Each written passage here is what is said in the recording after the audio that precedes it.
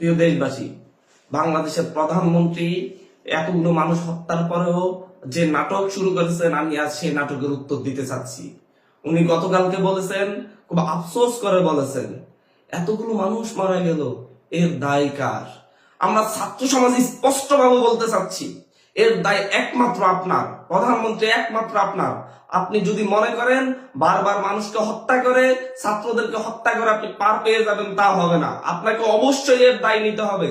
কারণ আপনি চাইলেই এই একটা লাশ পড়ার আগেই বৈষম্য বিরোধী ছাত্র আন্দোলনের সাথে সমাধানে আসতে পারতেন।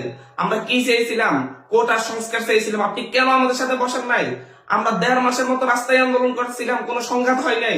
আপনি যখন থেকে সংঘাতের উস্কানি দিয়েছেন তখনই সংঘাত হয়েছে।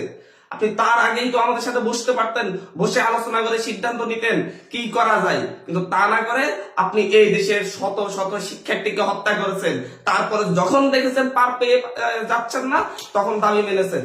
বলতে চাচ্ছি যে এই দায় একমাত্র আপনার। নাটক করা বন্ধ করুন। আপনি মেট্রো রেলে গিয়ে কাঁদেন, হসপিটালে গিয়ে কাঁদেন, সব জায়গায় গিয়ে কান্না করেন, আমাদের সমস্যা নেই। কিন্তু নাটকবাজি করবেন না, দায় এড়ানোর চেষ্টা করবেন না। আপনাকে দায় নিতে হবে। আপনি রাষ্ট্রের প্রধান ছিলেন। ছাত্রদেরকে হত্যা করেছে কারা? আপনার পুলিশ বাহিনী। শিক্ষার্থীদেরকে হত্যা করেছে আপনার র্যাব বাহিনী। শিক্ষার্থীদের উপর হেলিকপ্টার গুলি চালিয়েছে আপনার র্যাব বাহিনী, আপনার বিজিবি। আপনাকে অবশ্যই এর দায় নিতে হবে। আপনি বাংলাদেশে ক্র্যাকডাউন চালিয়েছেন, আপনি ইন্টারনেট সেবা বন্ধ করে দিয়েছেন। ইন্টারনেট সেবা বন্ধ করে আমাদের কোনো নিউজ পেতে দেন নাই, আমাদের উপর আন্দোলনের কোনো কন্ট্রোল রাখেন নাই। আমাদের উপর আন্দোলনের কন্ট্রোল থাকলে অবশ্যই এত মানুষ হত্যার শিকার হতো না, তারা অবশ্যই শান্তিপূর্ণভাবে আন্দোলনে থাকতোই। কিন্তু আপনি তা করেন নাই। ইন্টারনেট বন্ধ করে দিয়ে গণহত্যা চালিয়েছেন। এর জন্য আপনাকে দায় নিতেই হবে, অবশ্যই নিতে হবে। আজকে আবার ইন্টারনেট বন্ধ করেছেন। আজকে যদি আর একটা গুলি চলে, মাননীয় প্রধানমন্ত্রী ওই গণভবন আর আপনার থাকবে না।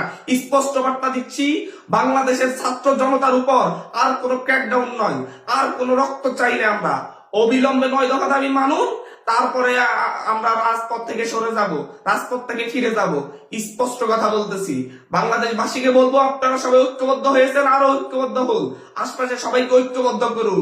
আমরা এই খুনিদের বিচার না করে রাজপথ ছাড়ছি না। ধন্যবাদ সকলকে।